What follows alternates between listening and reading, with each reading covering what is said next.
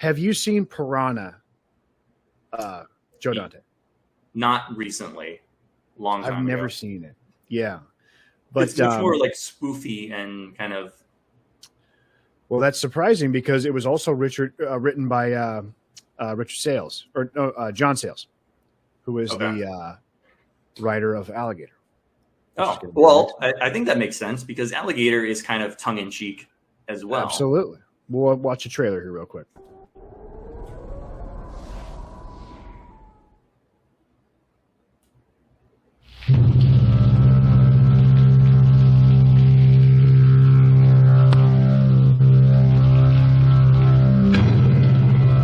It lives 50 feet beneath the streets. It's 36 feet long. It weighs over 2,000 pounds. And it's about to break out.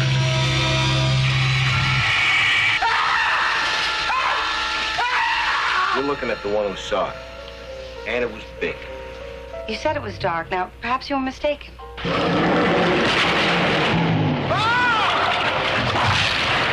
alligator half that size would starve in a week.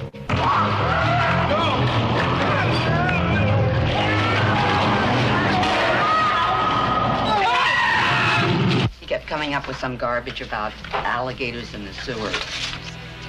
Alligators in the sewers?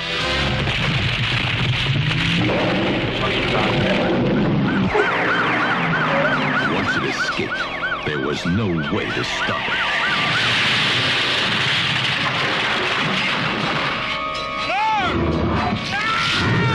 The safety of the public is my job. It could be anywhere. There he is. Ready to attack at any moment. No, I've seen what this animal can do. You better take all the help you can get.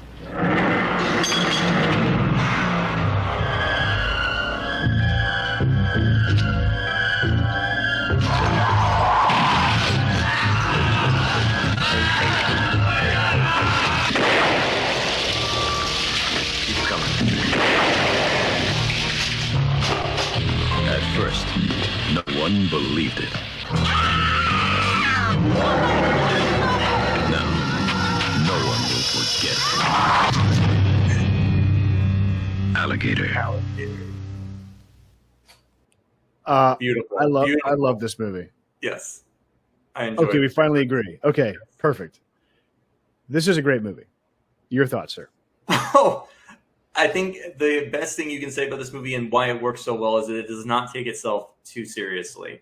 And I'm generally a fan of movies taking themselves seriously, but for a premise like this, it works so much better to be just a little tongue-in-cheek. It's not making jokes, it's not cracking jokes, but it's implied. It's implicit in the subject matter and the way the characters are acting and interacting with the environment that this is ridiculous. And they're playing it straight, but they're making it inherently ironic and comedic. It's not a Marvel movie. It's not a Sharknado. It's not inherently hammy, but you have to have your radar calibrated to the idea that the people know it's ridiculous, right? But it works incredibly well. Well, you obviously just dial it up a little bit to 11, and it just flows out naturally. You never get any ironic commentary. Like when we saw in the trailer that moment where Robert Forster is climbing up the sewer and someone's blocking the grate and he's trying to help the rookie out. And it's like a great stunt. He falls back on the ground and then gets dragged away by the alligator. Yeah. His performance is excellent. You know, his fear that he lost his partner. John Sayles went on to be a very lauded indie director, right? Mm-hmm. He got his start with Corman, writing Piranha and then writing this. You ever seen the movie Lone Star? Not. It's difficult to find. It's hard to find even on DVD, but it's got Matthew McConaughey in it and Chris Cooper, and it's a really, really well done generational murder mystery. It's an incredible movie. So yeah, John Sayles is someone that I need to investigate more, but I saw that film and I really, really liked it. It's terrific with Chris Christopherson as well. Alligator. This is a movie I just thought was great, and you have an excellent leading man in Robert Forster. Yes, very much.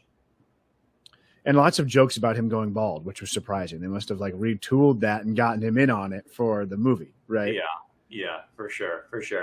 I also like this is the closest one to kind of having the feel and the tone of like a 1950s giant animal attack movie as well. This feels closer to something like Tarantula or what's the one, Beginning of the End, which is the one with the giant grasshoppers and stuff like that. Because this is mad science. This is the only one of the bunch where mad science is intervening in the situation. And although they're not purposefully making a giant alligator, they are inadvertently causing this to happen.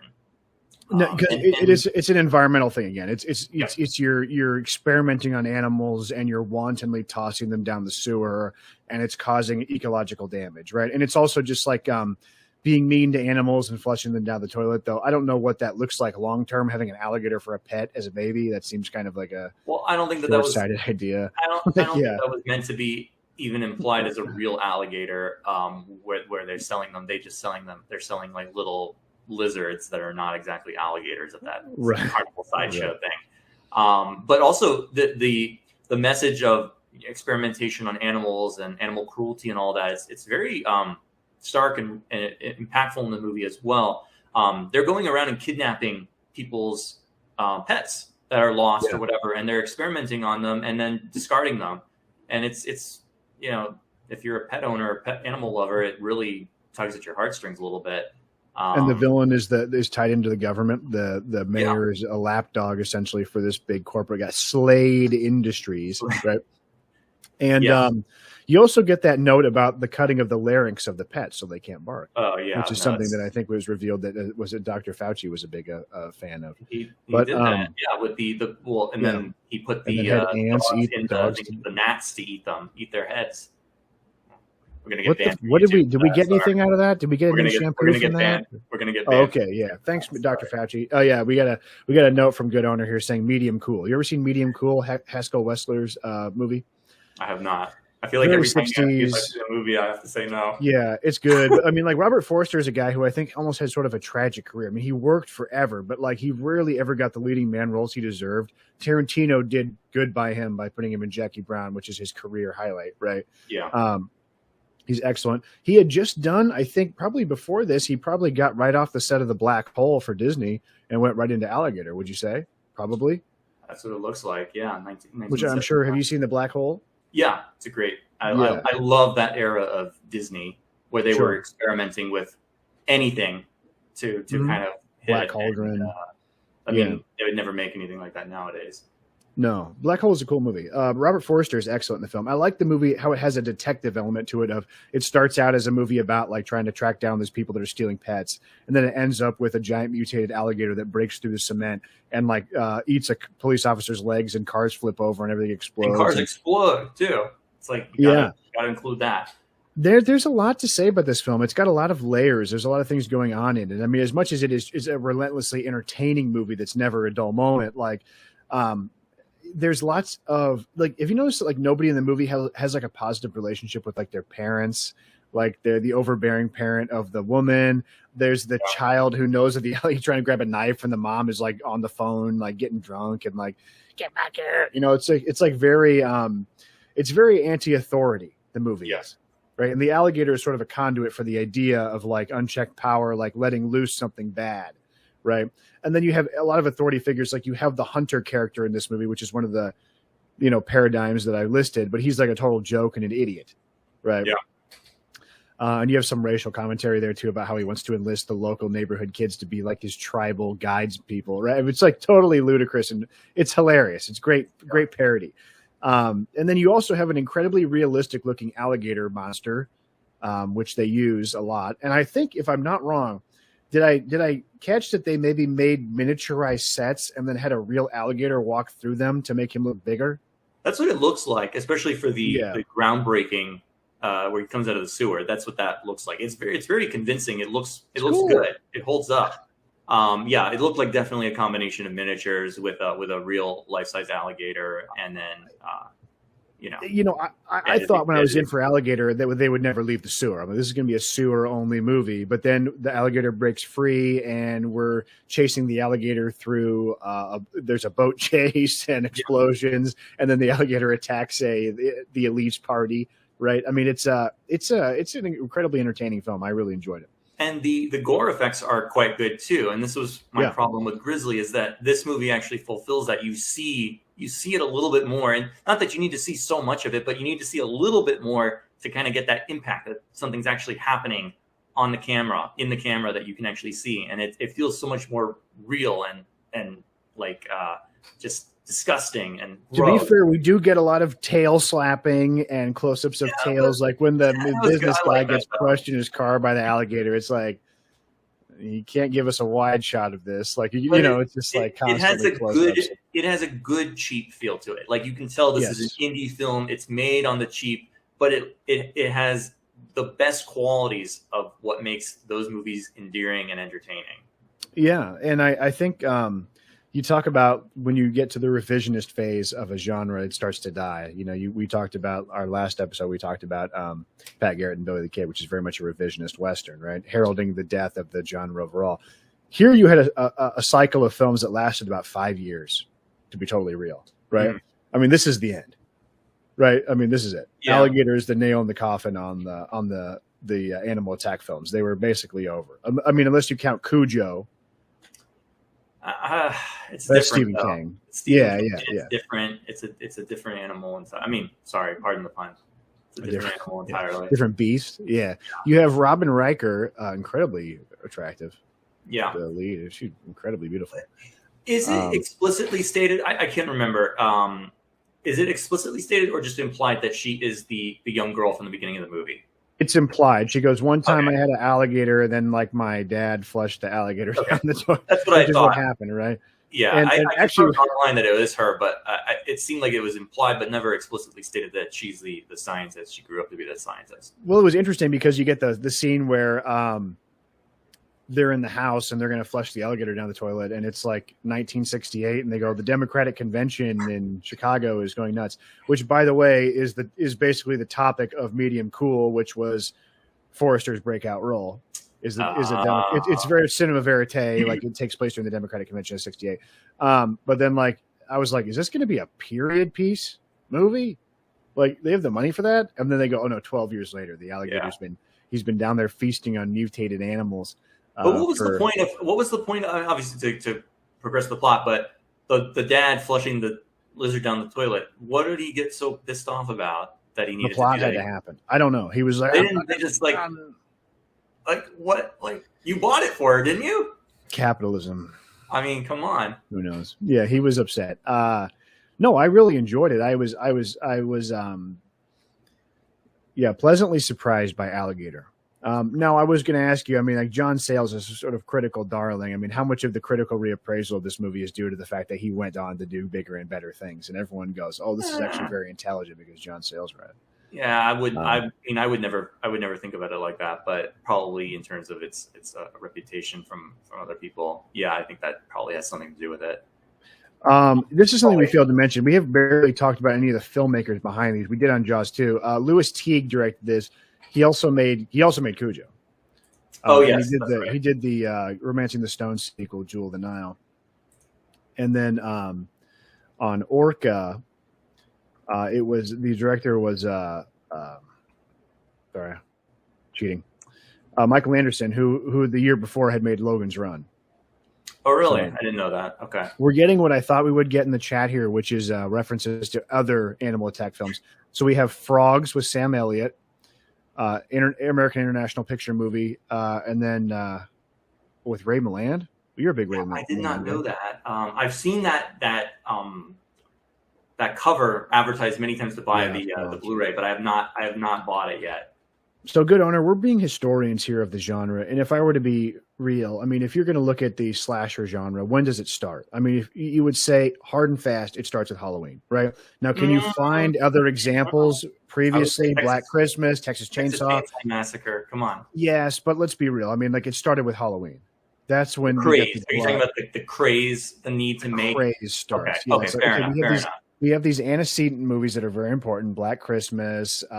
Because you Death could say then, but you Dream. could say like Peeping Tom and Psycho are the like. Yeah, Peeping Tom is movies. badass. By the way, that's a great movie. I love Powell Pressburger, which kind of that ruined their career basically. Peeping Tom, ahead of its time, but like Frogs Night of the Lepus, those early movies, The Birds. Like, okay, good owner says right. Yeah, thanks. Nice to be vindicated in my time. But yeah, Throw The Birds in there too. yeah, you could absolutely throw The Birds in there.